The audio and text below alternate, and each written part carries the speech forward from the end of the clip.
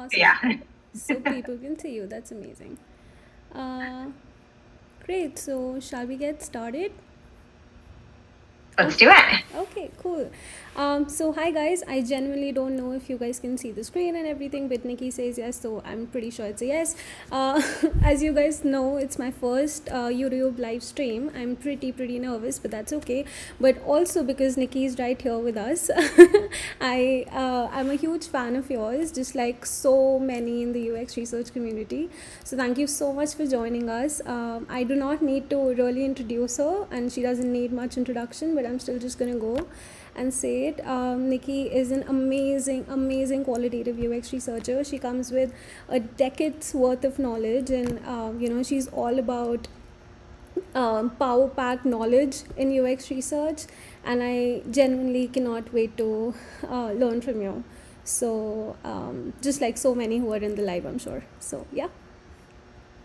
Oh, thank you so much. I'm so happy to be here today, and especially talking about this super fun topic of analysis and writing compelling insights from your data analysis. But yeah, thank you so much for the introduction, and I am very thankful for the opportunity to speak to all of you today and to dive a little bit deeper into this mysterious process, and maybe uncover some insights, very meta there, about this process. So the way that I wanted to structure it, we are packed full of info. So I will do my best to stay on time, but the way that we had talked about structuring this is to go for 40 minutes of just me talking, which is a very long time for me to talk, and then 20 minutes to answer any questions that come up, any thoughts that you have, or anything like that. So that's how we wanted to structure this, so that I could also get a chance to chat with you a little bit, and also to hear you and not just hear myself talking. So I promise that I will do my best to keep time. In fact, I'm just going to grab my timer right here because I am notoriously bad at this. But let's get started. Let's dive in. I'm really excited. Most excitingly, that is my dog Poncho. He's the best. He's actually the star of the show. He's locked out of the room today because he barks a lot.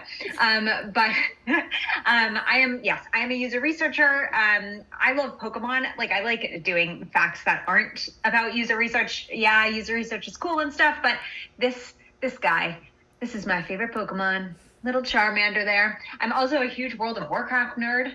I love Stephen King. Stephen King's my favorite. I know he's a bit controversial, but he's my favorite writer in the whole entire world. And I live on an island called Jersey, the original one, not the one in the United States, which people get very confused about. And they have really cute cows, as you can see here. They're the cutest cows in the world. So feel free to Google Jersey cows, because that's what I do when I sometimes feel sad. But yes, I am gonna bring you through today some really interesting stuff. So what I did when I was breaking up this presentation is thinking through what would be super valuable when it comes to analysis and insight writing. So how to kind of go through that process that ends you in a place where you can create action, right? So where you can get this data, turn it into something that stakeholders actually want to read, and then not only that, but take it one step further into making it something that people can actually do something with, right? Because at the end, that's what we are as user researchers. We are a support system, but we also want to feel like our user research is being used for something. So those are the three kind of areas that we're going to cover within the scope of this particular 40 minutes, which is now less than 40. So I'd love to hear, if you want to, in the chat. I have you over here. So if you want to, you can talk a little bit about how you feel about synthesis and how you may feel about insight writing. I know that since I'm a researcher, I love feelings. Qualitative user researchers love feelings. So I'd love to hear how people feel. I will just chat through really quickly how I have felt about synthesis and insight writing in the past. And that has been primarily very scared. So I was always very nervous when I was synthesizing data and creating it into insights, because oftentimes my insights would just die in a dusty Google Drive folder. And so conditioning led me to believe that synthesis and insight writing is bad, rather than thinking, how could I maybe do this better? So with that, I always felt really apprehensive when I was synthesizing and creating insights and then sharing them with others. I was very worried, very anxious, and just constantly felt like I wasn't doing anything right. So yeah, I hope that yes, you also feel something similarly, and hopefully this will help. So let's first go through a synthesis process. Now, as a disclaimer, and I usually like to say this, this is my way that I have done things in the past. This is a way that other people have done things that I have taught and talked to. However, everything here you can take and make your own, right? So what works for me might not work 100% for your org and the situation that you're in. So always keep that in mind. You don't need to copy and paste anything. You can use this as a jumping off point. So I just always like to use that disclaimer before I kind of dive into processes and how to do things. So here is a synthesis process. So this is a process that I have used many times in the past to get us from all of the data that we have to writing impactful insights. So you'll see that there are quite a few steps to it, but there's not an overwhelming amount of steps. So all of those stakeholders that sit there and say, we don't have enough time to do this. Well, you can say, you know what, we do. We do, because this is all it takes. So these steps are things that I have used over and over again when it comes to synthesizing. And what I love about this process, because there's another process that could take a lot longer. There are many different processes. And so what I love about this process is it kind of breaks it down into actionable steps that you can take that don't take very long. Right? Because we are always time poor. So what I'm going to do today is walk you through each of these different steps. And then there's a bonus step at the end. Hopefully we'll have time to get to that on once you have your insights written, how do you put them into action? So what's one way you can put them into action? So first, we have to gather our data. If you haven't done research, which is almost like step 0, we have to do the research. And once we do the research, we want to gather all of our data. And so there are many different formats that you can use for this particular process. It doesn't have to be one or the other. You can use a bunch of different formats, whatever feels most comfortable for you. So when it comes to bringing your data together, it could look like things like notes from the sessions. So if you have written a transcript or if you've just taken some notes, it can look like session recordings. So actually listening to the sessions and going through this process at the same time. It can also look like transcripts, so actual transcripts. And there are a lot of ways way back when I was first doing user research and early in my career, there weren't like transcript apps like Otter's one that comes up. Rev comes up a lot. So we had to actually pay somebody to listen and type when it got too much for me to do that. But you can also do that yourself. But yeah, these are some of the data formats that I have used in the past when it comes to like starting this synthesis process. So the thing that we want to do is gather all of this data, and then we want to create tags, right? So what are tags? Tags are a way to, oh, my light went off. Ah, there we are. Here we are.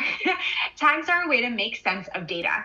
Okay. So if we think about doing qualitative research, ideally we're talking to a lot of people. Like let's say the ideal number for qualitative user research is 15 people per segment, right? That's a lot of people. That's a lot of data. I remember when I did a diary study with Zalando, we had 25 participants who were filling out qualitative data twice a day for 10 days. And so what happened, and what can often happen when we do qualitative data, is that it gets very overwhelming. We see like these transcripts or these notes, and we're just like, how do we bring this all together into something that makes sense? And that's where tags come in.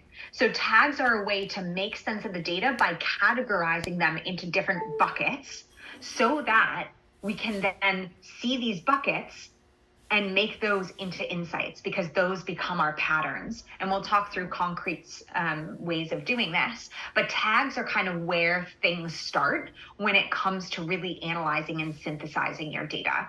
This is an example.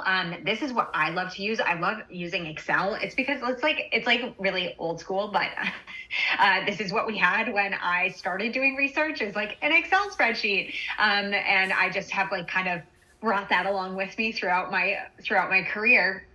But as you see here, this is kind of like a transcript within an Excel sheet of a particular session. And you can see that over here in the right-hand side, I've started tagging these different points with certain tags. So that's one way you can look at like tagging your data. But before we kind of bring this all together and then hop on over to affinity diagramming, let me talk through what tags actually are, because oftentimes, because this is the starting point of synthesis, and oftentimes it's the part that can go the most wrong, which then leads to a snowball effect of crappy things that we don't want to encounter. Let's talk through what tags actually are, because I don't think there's a lot of information on them. I generally think of tags in two buckets. Right? So we have global tags, and then we have project-based tags. Global tags are tags that you can kind of use across like all of your projects, right? And I'll go into some examples in just a second to kind of illustrate this. And project-based tags are tags that are based on one specific project and aren't applicable to other projects. So that's how I bucketize tags into these two different categories. Again, the global ones that are bigger concepts, and then project-based ones that are really narrow in scope. So what are these global tags that we're using? I like to use these 6. Usually I actually just pick 4 per project to like focus on when it comes to global tags. My favorites are goals, motivations, needs, and pain points, but you can also include things like tools or tasks or quick fixes. I know that a lot of product teams out there are like, what are some quick fixes we can get from research? So actually including a global tag of quick fixes can get them that information really quickly. So these are the main global tags that I like to use in pretty much all of my projects. This is how I like grew up doing research, like is by using these these global based tags. So when it comes to these, goals are what a person is trying to accomplish as an outcome, right? So I have a specific goal that I'm trying to accomplish when I'm doing something on an app. Normally everybody has some sort of outcome that they want. And then a motivation is a deeper reason why somebody is trying to accomplish this goal. So it's my why behind the goal. It's the thing that pushed me to consider this as a goal. A need is something that people need in order to fulfill a goal. This could be something that they're uncertain about or something that's currently missing, especially from the experience. And then we have pain points, which I feel like everybody knows, but that's a barrier or difficulty towards accomplishing a goal. Tools are things people use to try and accomplish a goal. So there's not only one thing that people can use, which is where competitors come into play. And then quick fixes is more for product teams than anybody, something that is painful or annoying for users on your platform that you can easily fix. Right? So that gets that like little dopamine hit that product teams love when you can kind of come out of research and say, here's some quick fixes that we can do. Here are some examples of a pain point, a need, a goal, and a tool. I have done a lot of research in the travel space, and a lot of people do travel, so that's why I always use travels as examples. So these are the different kind of ways that these global tags come out when it comes to what people are saying. So I would tag these statements with these particular tags, and just I'm going to share this presentation will be shared, so like you can get that resource and look over these in more depth, and also maybe practice as well. So then what are project-based tags? So again, I use travel in order to kind of illustrate what these tags might look like. But again, these are tags that are based on just that project that you are doing. So for example, we were researching how people got inspired to travel. So that was a project that we did. So we used these global tags, specifically, we used goals, motivations, needs, and pain points. So we used those specific 4 global tags. And then we used these 4 project-based tags. So how did we come up with these tags? We did this kind of in a weird way. It's okay. There are a few ways to do project-based tags, and I'll talk through like my favorite way is as a researcher, and I had like 2 designers that came with me through like the whole research process, and I had stakeholders as well, like product managers and some marketing colleagues who were with me along the way. But me and these 2 designers were like on it. We were like at every session, we were thinking about everything all the time. So what happened is once we were doing a few of the sessions, what we decided on was we actually made project-based tags on the go. So we had heard a lot of people like saying different things when it came to reviews. So reviews help get people inspired to travel. So then we created this project-based tag for reviews. We also found, like we were hearing in the research, that trustworthiness was a really big component when it came to inspiration. So we created this project-based tag, trustworthiness, and we also did that for recommendations and social media scrolling. So we came up with these on the go during the project. So by the time we got to synthesis, we already had these 4 tags. Now you can do that. You can do it on the go, or you can wait until the end of until the end of all the interviews, let's say, and create project-based tags as you synthesize. It's whatever feels most comfortable for you. I love on-the-go stuff, so that's always my preferred method. But it's whichever one is most comfortable for you. So, what's next then?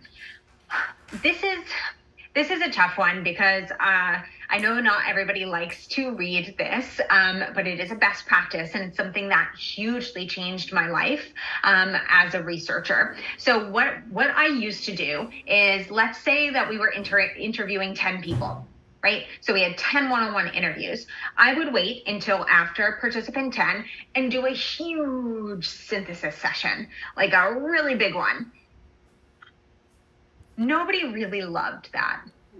So what happened is stakeholders were like, you're asking me to do 8 hours in a workshop. I am allergic to this. I do not want to do that. And then I would get really overwhelmed because then I felt like I was doing so much synthesis on my own in a vacuum, and it was so frustrating, and just the process was terrible. So I iterated and I said, okay, after every 5 participants, we're going to do a synthesis session. It got better. People were more like down with that. People were happier with it. And then I was like, you know what? This can get better. So we iterated again, right? And now 20 to 30 minutes after each interview, I take time to actually like organize my thoughts and tag participants right after that particular interview. And what this does is it increases efficiency so much, so that and I'm a bit sneaky with it because, like, let's say it's a 1-hour interview. I'll invite my stakeholders to an hour and a half calendar invite. And so I'm like sneaking this in there so that they like accept it. I'm like, well, it's in your calendar. You might as well stay for the synthesis and for this like little tagging session. So after 20 to 30 minutes after each session, I built in this time to do like a very, very mini synthesis where I'm already tagging this person and the particular interview that I just did. And I would say that this is the most efficient way to synthesize in a way that is just like really positive for product teams. Nikki, So, I have a yeah. question here. So I think our audience would also like to know, when you say stakeholders, who all are you considering here? When like they're coming in, they're tagging and stuff like that. Could you just elaborate a little bit more on the word stakeholders here? Of course, that's a really great question. So stakeholders could be really anybody. But for example, the most common stakeholders that I work with are designers, product managers, and devs, developers. Those are my most common stakeholders. So whenever I'm saying, hey, I'm going to invite these people in, those are the people that I'm inviting in. However, I will also say, invite people who are relevant to the project. So I have done work where a marketing colleague has been super relevant to the insights, and I've invited them in to collaborate on the project. So it can be anybody. I would define it as anybody who's relevant to that project who would get something out of it. But primarily speaking, as a researcher, it looks like designers, product managers, and devs. Does that help? Yeah, absolutely. Also, when you Cool. talk about project-based tags and global tags, that's one of the things that I also tell my mentees to kind of like divide this into. What tool is your favorite one, or which literally just helps you efficiently do this? In terms of actually tagging or creating these tags, Tagging. tagging. Um, to be honest, my favorite tool is like Excel, or like Sheets, Google Sheets. It's just like it's like a security blanket. It's like so comfy because I'm just like so used to it. But a lot of people. So I have tried things like Dovetail. I've tried things like Dscout. I've also tried things like Optimal Workshop as well. I would say when I was doing a big diary study, Dscout was really great for that because you can tag things within the diary study, which was like the diary study responses, which was very helpful. And then I also really liked Optimal Workshop. They have a really interesting synthesis tool. But like, to be completely honest, I often have found myself in situations in which budget did not allow for any sort of tooling, which is why I think I always try and stick with Sheets because I never know the situation that I'm going to be in. So my preferred is Sheets, but I also really love Dscout and I really love Optimal Workshop. Does that help? Yeah, absolutely. I use Sheets all the time as well. So yeah. It's the most, it's innovative in a way. Yep. Cool. Awesome. So let's talk about actually bringing this information together in terms of like, it's great that we've talked about tags and it's great that we're bucketing different things, but what does this actually look like? And the way that I love to do this next step is through affinity diagramming and clustering.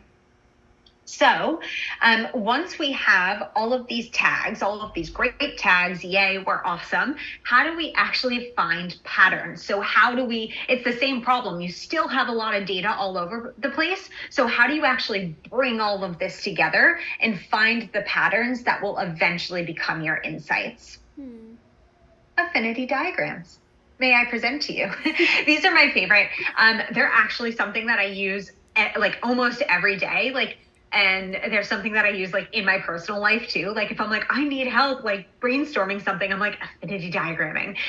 So what this does is it's not only really great for organizing ideas in a visual way, but it's really awesome to bring people in and collaborate. So all of those stakeholders that we were just talking about, this is so great because it's like an easy way to involve them in your research process. So it allows us to really take large amounts of data and group them into themes so that we can see these relationships across participants. So remember how we started with these tags? We use these tags to actually create an affinity diagram. And I'm going to give a concrete example of that in a second. But I love to like make steps to things. I'm always like 4 steps to this or 5 steps to this. So these are 4 steps that I use to affinity diagram. So step 1 is to choose your tags and create the diagram. So use the tags that you just determined like in the beginning. So either the global tags or the project-based tags or a combination of both. So those tags that you used and that you were tagging your research with, you take those, right? And then you create your diagram based on the tags. I generally go with 4 quadrants because it's manageable. Yeah, like it's easy for people, but you can do more if you want to. So then what happens is you review the transcript or you review whatever data format you have and transfer each tagged piece of data to a Post-it. And then you put that note under the Post-it note under the tag. And I'm going to give a visual example of this in just 1 second. So bear with me.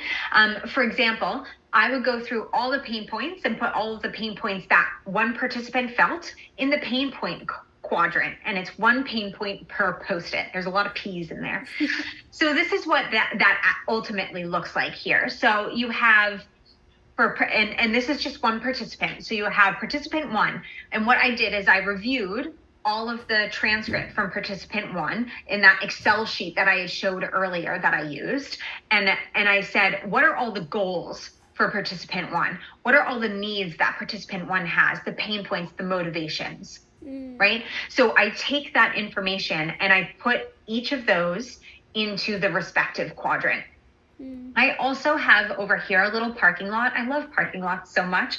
And it's just a place to put anything that didn't fit, right, into these particular quadrants. And then I also have key quotes here. So if a quote stood out to you and you're like, I have to use this in my report, pull it now. You know, like you're looking at the data, you might as well pull it now instead of like trying to go back and find it later. Because after many failed attempts at doing that, I got really frustrated. So I now pull quotes during this particular time period too. So we have participant 1. We went through the data, we tagged it, and then we brought it into this affinity diagram. So I have a quick question yeah, here. Sorry to interrupt. Wanted to know, do you do this for individual participants, or is it just is it just for example here, or do you just do it like maybe clustering the entirety of like all the participants together? How do you generally go about it? So I will create this usually. Actually, remember the 20 to 30 minutes that I said after a session? I will usually create this per participant in those 20 to 30 minutes. Right. So let's say that we just had a one-on-one interview, and it was me facilitating it, and there were 3 or 4 stakeholders, like a designer and a product manager and a dev, who were all kind of hanging out and listening in, right? And remember how I sneakily invited them to an extra 30 minutes? When that interview ends and the 30 minutes begins, we start doing this. Okay. So like per participant. That's one way to do it, is like right after the session, you go through and everybody and you say, let's see, there's 4, it's 30 minutes divided by 4. So you have about like, let's say 5 minutes per quadrant, just because of like intros and explaining things. So everybody writes down all the goals that participant encountered, like, or had within that session in 5 minutes. Then you move and you say, what are all the needs that this person had in 5 minutes? What are all the pain points that came up in that session in 5 minutes? What are the motivations that came up for 5 minutes within that session? So I do that like right after the session per participant. And then I pull it into a larger group. Then I'll look across all of these boards and pull it into a larger group. That's one way of doing it. Another way to do it is you can kind of, as I was saying, you can review a transcript afterwards, tag, and then later on pull it into here. So there are a few ways you can go about it. The way that I just described first, where you do it right after the session, is the most efficient. Did that answer the question? Absolutely, and that's really helpful to know. Awesome. So yeah, once we've done this with one participant, right? And let's say we talk to like 5 different participants now, we can bring all of those boards. So you should have 1 board per participant, and you can bring all of those boards together and start to cluster the themes across participants, right? So again, bring all of these participants together and then create a bigger board, right? That's like your like cross participant board. And then it's the same quadrants as here, and I'll show an example in a second. And then you start to bring all the pain points from all the participants under the pain point quadrant. Same with goals, same with needs, same with motivations. And I always say to include a way to differentiate participants on the Post-it, because like you might lose which participant said what, and it's actually quite important when you maybe go back to do any sort of reporting. So we bring all of those pain points from all the participants under one board, and then we look for clusters of similar ideas, right? So if we're looking at pain points, what are some similarities between all of the participants, right? So what are some pain points that participant 1, 2, 3, and 4 said, right? And then we bring those ideas into a cluster, right? And once there's a group with 3 or more similar pain points from different participants, that then becomes a pattern. So what does this look like? here we brought together all of the goals from the different participants. We brought together all the needs from the different participants, pain points and motivations, and we've started grouping the similar ones, right? There are some that might not end up in a group because it was a one-off pain point, let's say, or a one-off motivation, right? But when we start seeing like groups of 3 or 4 or 5 participants all essentially saying the same thing, that then becomes our pattern. Right? So that's how we start to really bring together and identify like, oh my goodness, like, 4 or 5 people out of 6 said this really important thing, right? Said that they were all having the same pain point. Then that becomes something that we focus on as a researcher in terms of creating an insight. Absolutely. Yeah, 100% agree. Cool. Awesome. So I'm going to dive into insights now. And writing these and kind of writing some recommendations or moving them forward past just here's an insight. So before we get started actually into like writing insights, because it feels very mysterious, we use like actionable insights as a buzzword all the time. And it's like, what is an insight actually? Like, what does this little thing mean? Because it's really painful sometimes writing them. And a lot of people also get confused between an insight and a finding. So it'll actually be nice if you could touch upon that as well, because I have a lot of my mentees come up to me and be like, hey, what's the difference between the two? And they often get confused in the beginning when people are using all this jargon. So yeah, absolutely. I have an entire slide dedicated to what insights are not, and they are under findings. So we will definitely hit that one home today. So an insight is a nugget of truth about human behavior that pushes us to challenge our preconceived notions about how people act or perceive the world. They reveal to us underlying motivations behind behavior, right? And we'll go into some examples of what this actually means, because I know this is a bit of a lofty definition. But if I had to boil it down to a very easy way to think about it, for me, an insight is something where I'm like, wow, that was really surprising. I had no idea. Like whenever I have moments like that, I know that I've hit on something that it's an insightful piece of information. But first, what are insights not? As you asked. So we have all of these different things, and a finding can be on here too. However, it's not, because I kind of think of like findings and observations as similar things. But an observation is not an insight, because an observation is just what you saw. There's no why behind it. It's almost like just looking at a behavior and saying, this is what somebody did. That's also what I think about as a finding. A finding is not an insight, because a finding is what you found. It's like a factual piece of information with very limited context around it, right? There's no like deeper meaning to it. So like I found that, people who have dogs also have cats, usually, right? There's no real like underlying like, wow, so like oftentimes what happens is like we stop at findings.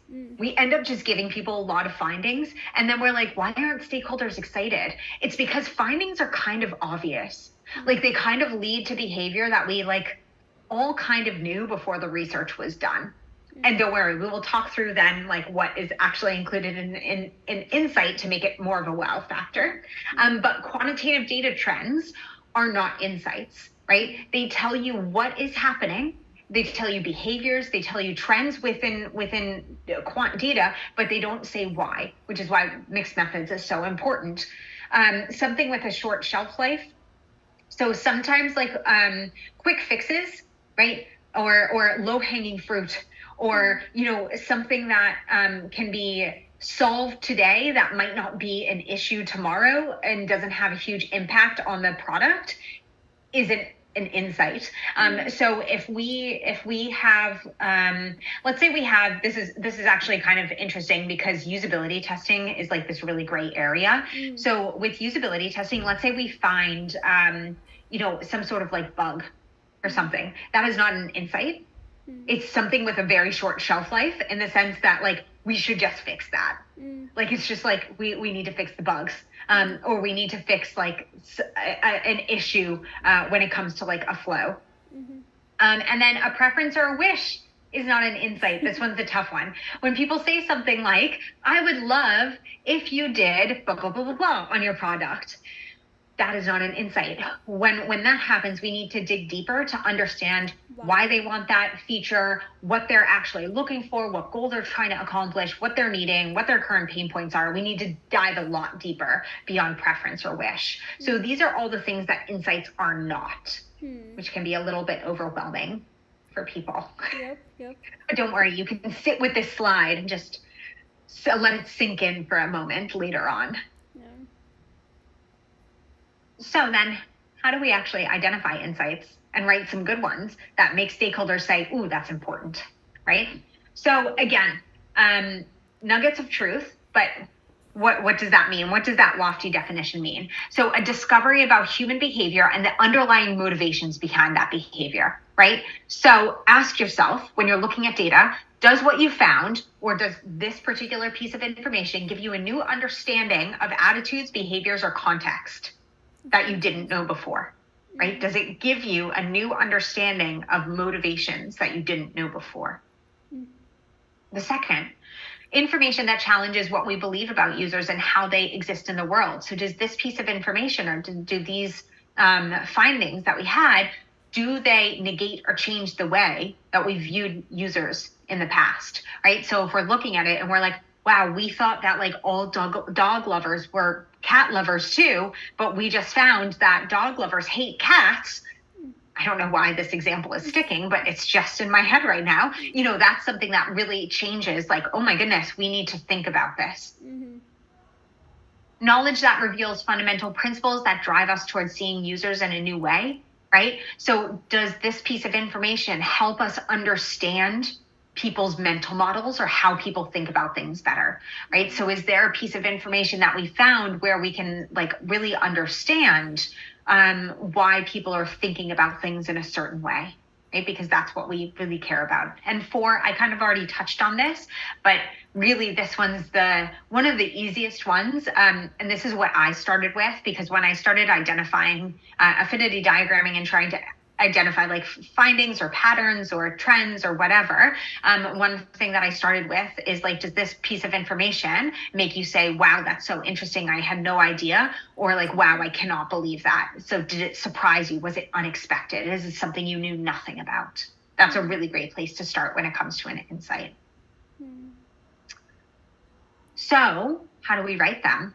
Now that we've identified what these things are and are not, how do we go about writing them? Insights should have a storytelling vibe. They need to tell like a mini story that gets stakeholders or your colleagues or whomever engaged, empathized, and excited to act, right? So how do we go about like that storytelling vibe? Because I know storytelling is like a lofty term that we use as well. It's like, we should be good at storytelling. So how do we get that? Then through these 3 components, we start to storytell. So insights should include these 3 components: a key learning, the why, and the consequence. And I will say that the consequence is the thing that people miss the most. So if you're trying to up-level your insights, try and focus on the consequence. So a key learning is one of those like unexpected attitudes, unexpected behavior, a piece of knowledge where you said, oh my goodness, this is so surprising. It could be like a barrier or a problem where you're like, wow, people are encountering this and it's really stopping them from like moving forward in their process. It could be, you know, this is completely new information that we had no idea about, right? So we have that like key learning, like kind of like the finding, what we learned. And then we have the why, right? So why that behavior or why that attitude is coming up, why a participant is facing a specific problem. And here's where we get into the storytelling and that differentiation between a finding and an insight is like within the key learning and the why and the consequence. So in between, when we have a key learning, we're kind of just expressing a finding. When we go into the why and the consequence, we're expressing an insight. So finally, the consequence is, what does this particular insight lead to and what impact can it have? What will happen is if as a team, we don't act on whatever is happening, whatever information we found, right? So what does this actually look like? These are actual quotes from a research study that I did from participants. And so I'm going to demonstrate kind of how I turned this into an insight. So we were talking about like package deals. So if somebody buys a package deal from a different company and something goes wrong, who are they meant to reach out to?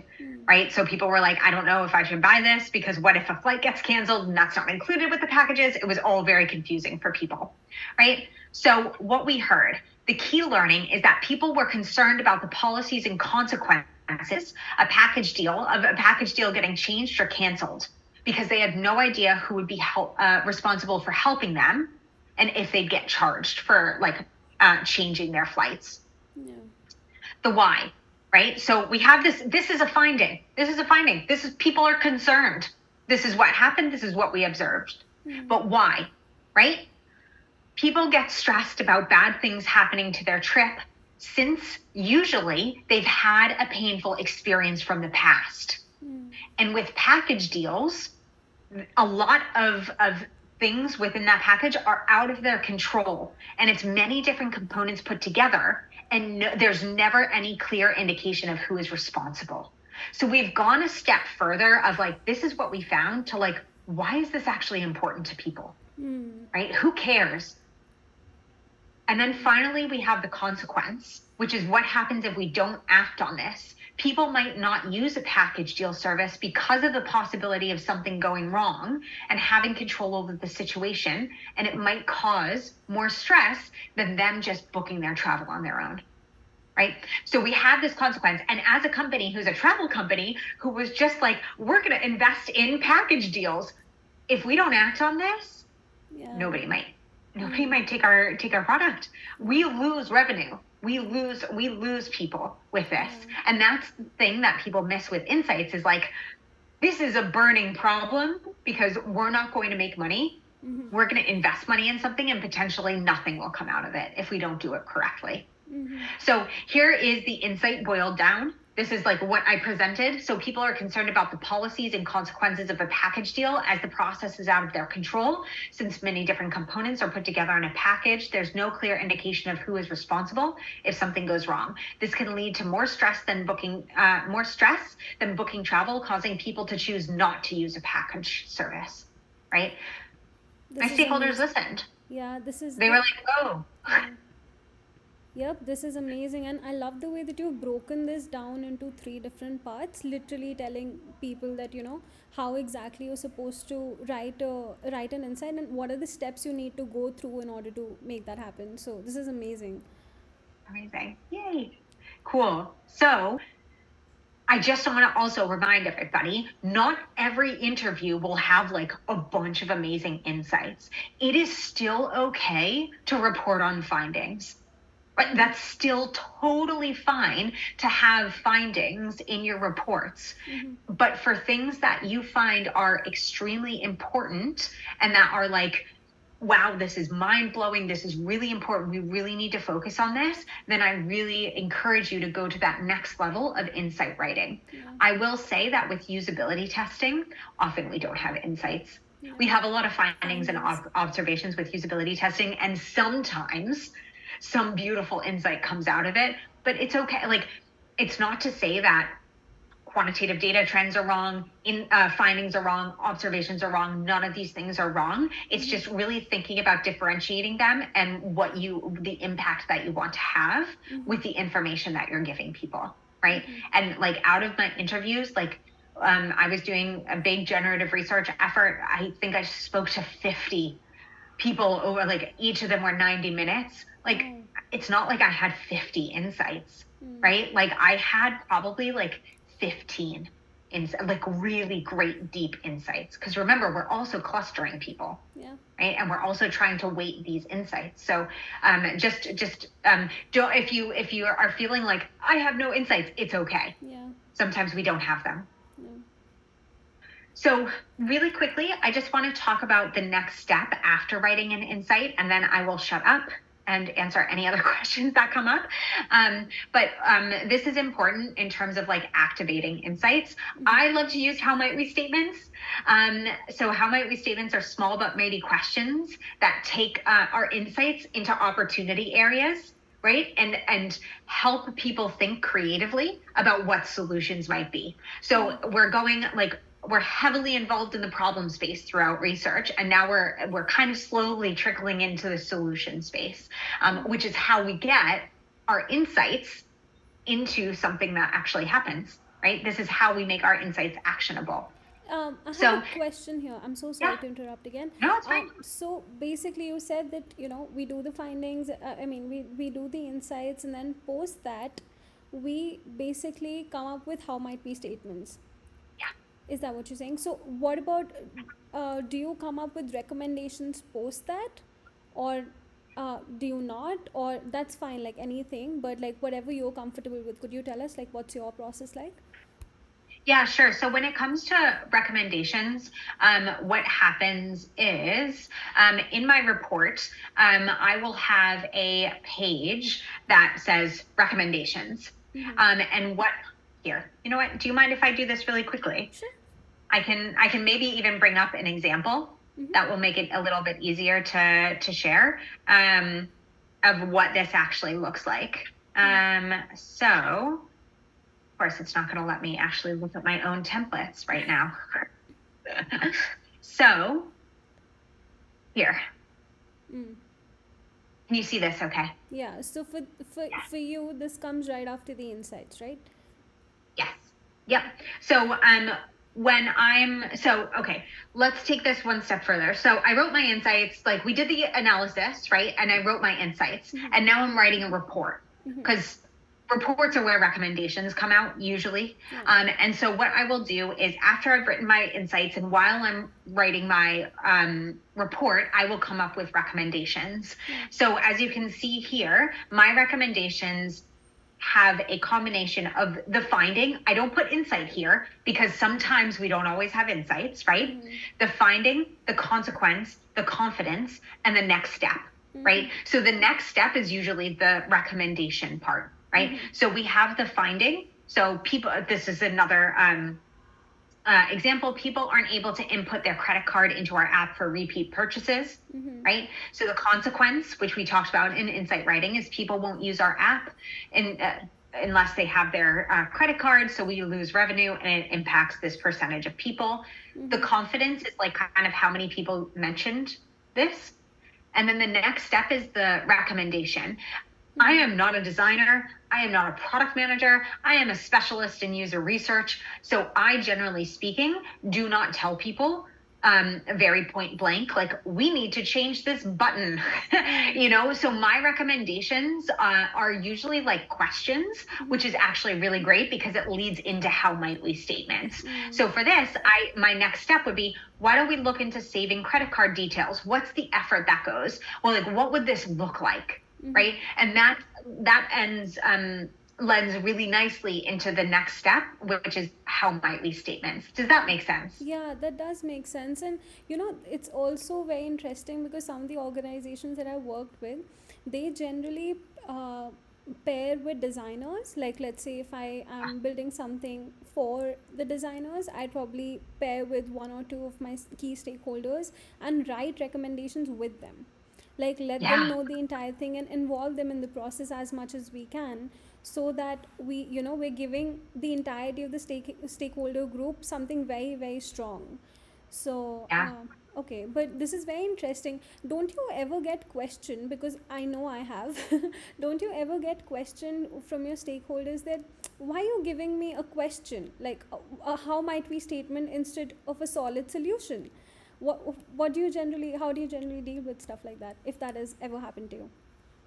Yeah, of course. And I think if you can bring I always assume that researchers are working in a vacuum or working in a space in which people don't care about research. That's the assumption that I tend to make, because it's the reality that I lived through for quite a long time. And I know it's it's like almost the harder situation sometimes. But working alongside your stakeholders through this process and having them write recommendations, perfect. Do it 100%. That is the best thing that you can do. However, if you can't, writing these kinds of things can be helpful. And when a stakeholder has come to me, yes, and said, why are you recommending this? Why are you giving me a question instead of an answer? I always say user research, qualitative user research, just like quantitative user research, is not meant to answer your question yes or no. We cannot do that definitively. What we can do is guide the teams in order to make the best decision possible.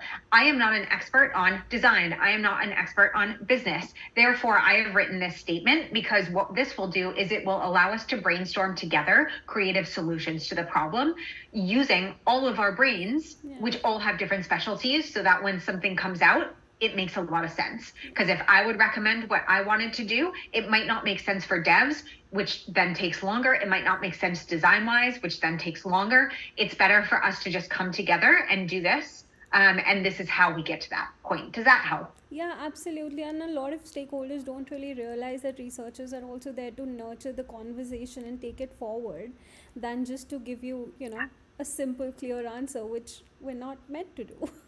So, not always. No. You know what? If user research could give a simple, clear answer, we would be paid a lot of money and never have to look for work, right? Like, as would any kind of specialty. If one specialty could give all the answers to everything, it would just be the most popular thing in the world. And we all know that user research isn't always that popular, right? So yeah, I think part of it is educating your stakeholders. Like, user research is a piece of the pie. It's not the whole pie, right? It's there to help us guide us towards better user-centric decisions. And one of the ways to do that is by asking, I always say that user research leads to more questions, but at least they're informed questions that we can then brainstorm on.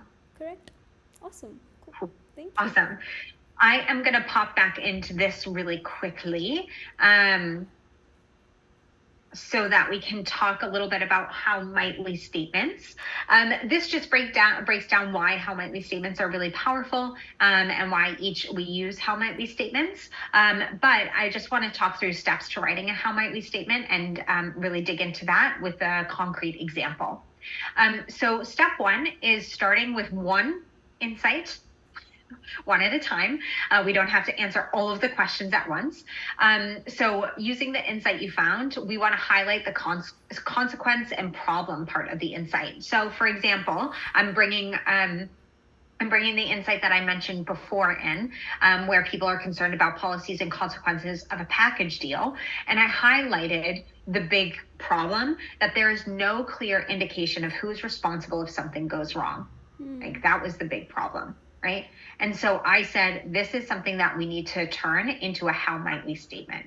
So what we do is we put how might we in front of the problem. It's a beautiful thing, So the problem is there's no clear indication of who's responsible if something goes wrong. And so we say, how might we increase awareness of who is responsible to help users if something goes wrong with a package deal? Right? There's a lot of science, and I've included in resources. There's a resource section at the end of this presentation for you to dive deeper into how might we's, because there is a science behind it, but that's an entirely different presentation. That takes a lot of time. But take your problem that you identified within the insight and try and find a way to put how might we in front of it. Step 3, just make sure that we aren't suggesting solutions within the context of how might we. So a less than ideal how might we would be like, how might we tell users which form to fill out if something goes wrong? Because that's already thinking about a solution. A good how might we, again, is how might we increase awareness of who is responsible? There's quite a few different ways to do that, right? Oh, well, that ended abruptly. Well, I thought, for some reason, I thought I had one more slide. But yeah, so that's how you go about, and then you like kind of run your how might we statement with your stakeholders, and everybody does an activity like Crazy 8s is really popular. So Crazy 8s is really great. Or you can just do like any sort of like sketch for a little bit and then present your idea and do some dot voting. That's something that you can do after you present your how might we statements. And then ultimately what happens from there is you take the best idea or two ideas and you usability test them. And that's how you really put your insights kind of like into an actionable place with your stakeholders. So I just spoke for a very long time. I am going to open it up to any sort of questions that came up. But first, I just wanted to say so much thanks for all of your time. I really appreciate it. I hope that this was helpful. And as I said, I have some resources here as well that you can kind of use when it comes to all of these different concepts that we covered today. Because I do appreciate that we got through a lot of stuff in a little bit of time. Yeah. I'm literally so thankful for all the details, because all of this feels great when you're also, I talk to a lot of other researchers and their processes, and it makes, because there's no formal education as such in India about UX research, even like outside, to be honest. So it's always nice to see, okay, we're all aligned and we're all doing the right thing. And to also know like different ways of going about things and growth in UX research. So that's amazing. We do have a couple of questions. So my first question to you is, it's asked by Datta. What type of data do you measure first? Is there any data, something like a go-to at your organization? So what data do I tend to measure first? So is this asking a bit about qualitative versus quantitative data first, or like what type of data? Yeah, that's what I'm guessing too. Qualitative versus quantitative. Yeah. So I like an exploratory sequential design, which means that I tend to look at qualitative data first. So for instance, I will do something like one-on-one interviews, and then I will follow up with quant data through like a survey.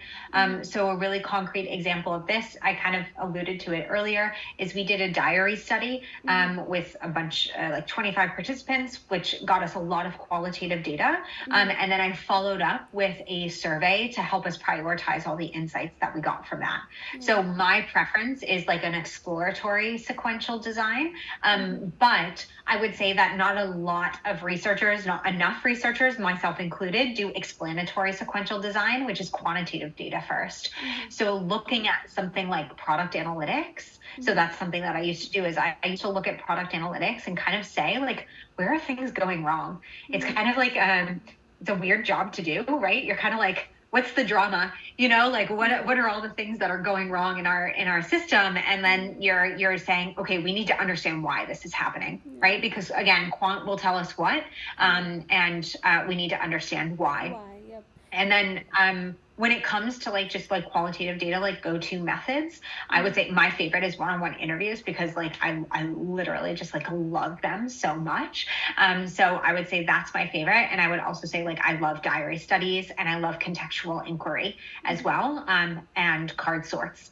Those are some of my like go-tos when it comes to qualitative data. Yeah. I hope that that's helpful. Yeah, absolutely. I have a follow-up question on that. So there are certain organizations where there has to be at least one stakeholder which tells you, I don't really understand qual data. I really go on numbers. So can you please tell me, how can you base your judgment on just 12 people that you've interviewed for just one cohort?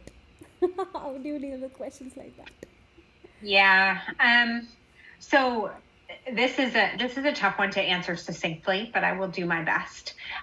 So when it comes to people who are looking for like statistical significance in qualitative data, I would say that first off, there is no such thing as statistical significance in qualitative data, because statistical significance comes from numbers, and we're not really looking at numbers, we're looking at words. What I tend to say is I actually ask them, what are you concerned about? Right? Because like oftentimes people will come to you with these questions like, how could you just base something off of talking to 12 people? And I will turn around, because I'm like, hey, listen, like I am the expert. I have done this for many years. I have been relatively successful in my career in helping companies make better decisions. What are you like, maybe not, I wouldn't say all of those wonderful things, but I would say, as an expert, like this is best practice for qualitative data. What are you actually concerned about?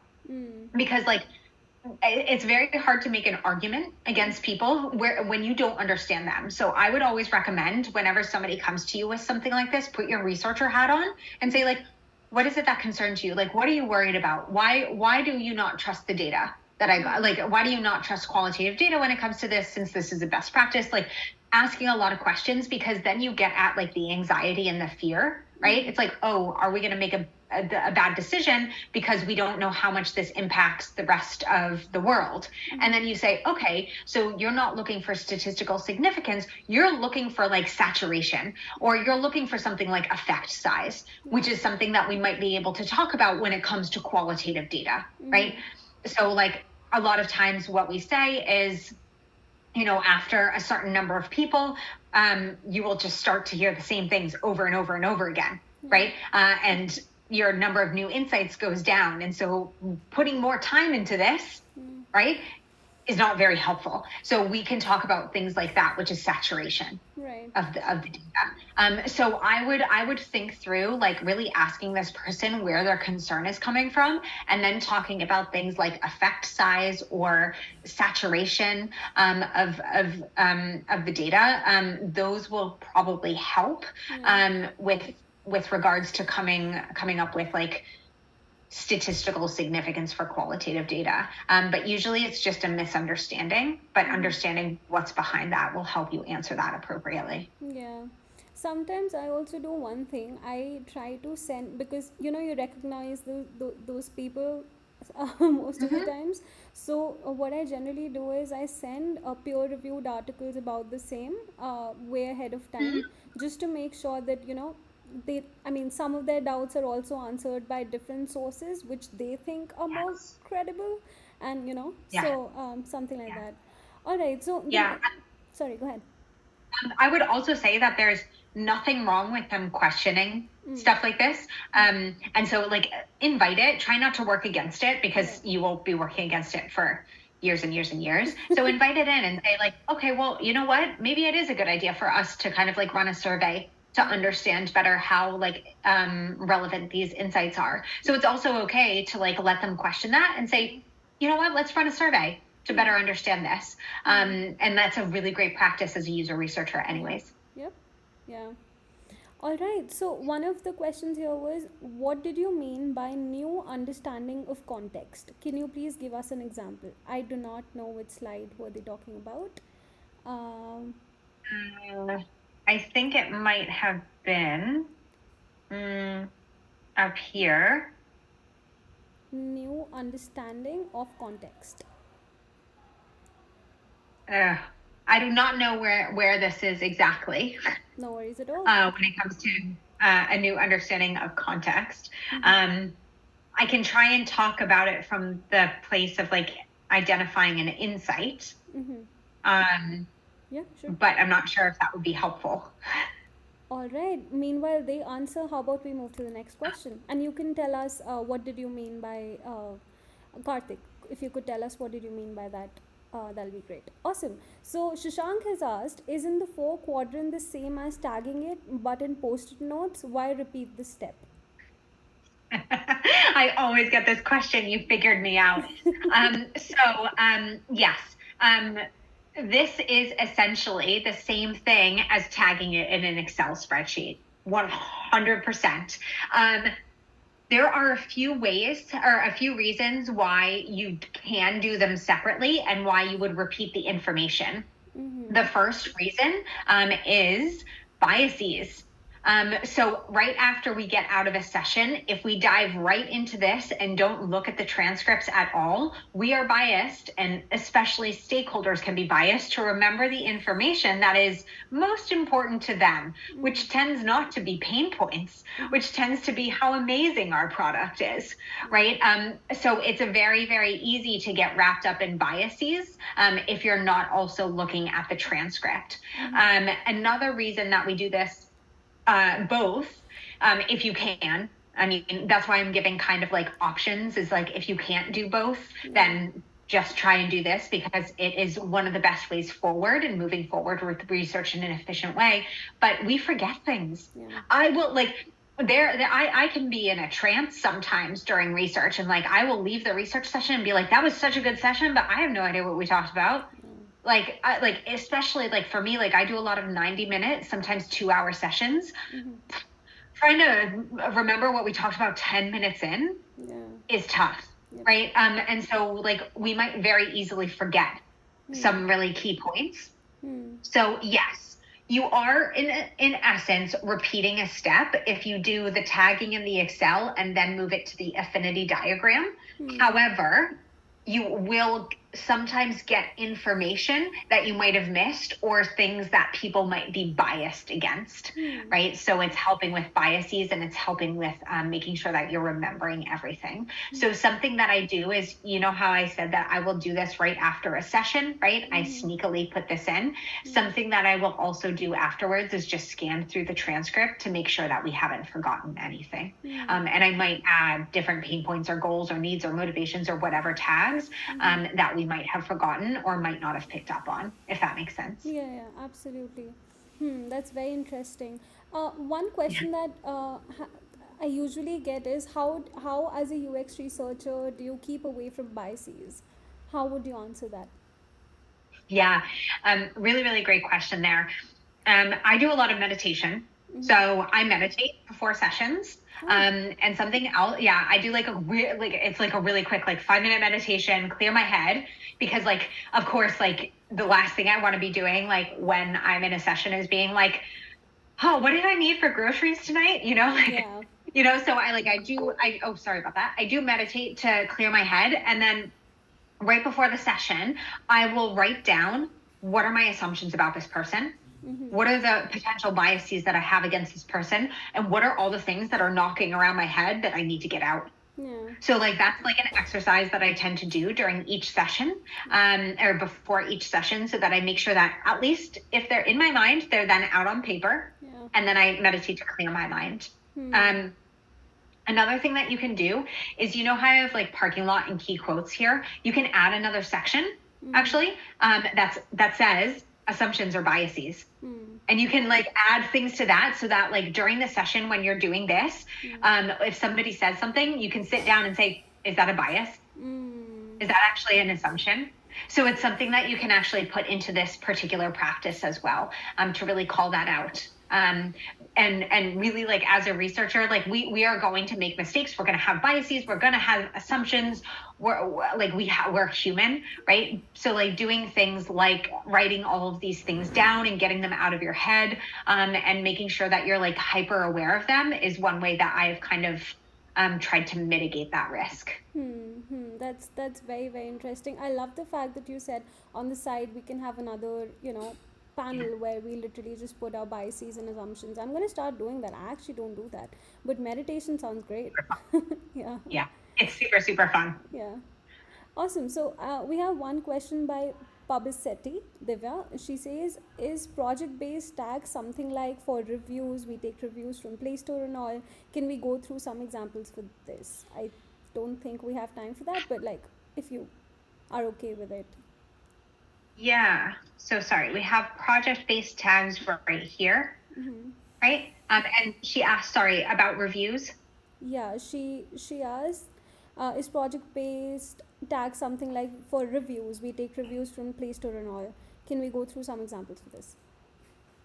Yeah, so for this in particular, one of the project-based tags that we came up with was reviews. So reviews were important for people to get inspired to travel. So some of the data points that came up, it was things like people would like look up on, oh gosh, what's the, I can't remember what the Expedia or some sort of travel website. They would look up reviews of like hotels and where to go and like where to eat and where to stay and what's around that area. So like people would use data points and quite often when it came to reviews, to kind of like understand like where they could travel to, because people want to travel to places where they can like stay and eat and drink and hang out and do all these activities in a place that gets really great reviews. So like, for instance, we saw that in a lot of different interviews that came up. So then we created this tag called reviews. So this went into this Excel sheet that I showed earlier. We used the project-based tag. There aren't any in here, but we used the project-based tag when a review came up. Right. And so what that helped us it just helped us understand what users feel is important when they are like booking travel and getting inspired for travel. So that indicated to us, we don't have any reviews on our like app. Like we are just like review free, you know, like, which is really like in terms of like when we recommended like, you're going to Amsterdam, why don't you stay here? There was like no review on like that hotel, right? And that's like a very poor experience for people, because then they wouldn't be inspired. I hope that helped. Yeah, absolutely. Also, just to make sure that everyone knows, those project-based tags that Nikki has, they are only for the project that she was showing. So that was an example. Yes. You do not need to use that for every project. No. Yeah. No. Right. They're tags specifically for your particular project. Yes, this is just one example. Yep. Just one last question and then we can close it. Yes. As you mentioned, exploratory, I have a question regarding when working on building a MVP, we don't have quantitative, right? So how much qualitative data is enough in this case? Datta asked this question. So you're working on an MVP. Well, what I would ask is what kind of research you're doing, because it depends on where you are. So if you're doing like very like, so you mentioned an MVP, which makes me believe that maybe you're in a usability testing stage. So I'm going to assume that, and then I'll talk backwards. So for usability testing, when it comes to like exploring and doing qualitative usability tests, I always say that it's 5 to 7 users per segment is that we're talking to. That's a great sample size, 5 to 7 users per segment. And then going backwards, if you're in a before where you don't yet have an MVP and you're defining it through qualitative interviews, let's say, I always say about 12 to 15 people per segment as well. Try not to dip under 10. But I always say 12 to 15 is the ideal per segment. I hope that that's helpful. Yep, that is. All right. With that, we come to an end of this amazing, beautiful session. And thank you so much for all the insights and other things that you gave away. But thank you so much, Nikki, for all your time. I genuinely appreciate it. I know all are pretty stunned with this amazing, insightful presentations. Thanks a lot. Yeah, thank you so much for inviting me on. It was a real just awesome time, great opportunity, and I really appreciate it so much, and I hope that it's helpful to everybody. Great, and I will be sharing Nikki's LinkedIn handle on the chat below in a while. So you can follow her on LinkedIn, and she's not on any other social media application, sadly, so we won't be able to do that. But on LinkedIn, you guys can follow her content. She posts a lot, so that's amazing. So yeah, great. Awesome. Thank you so much. I hope you have a fantastic rest of your day, and I hope that this was insightful. Absolutely. We're really grateful for this. Thank you a lot. Awesome. Thank you so much. Thank you. Bye. Bye.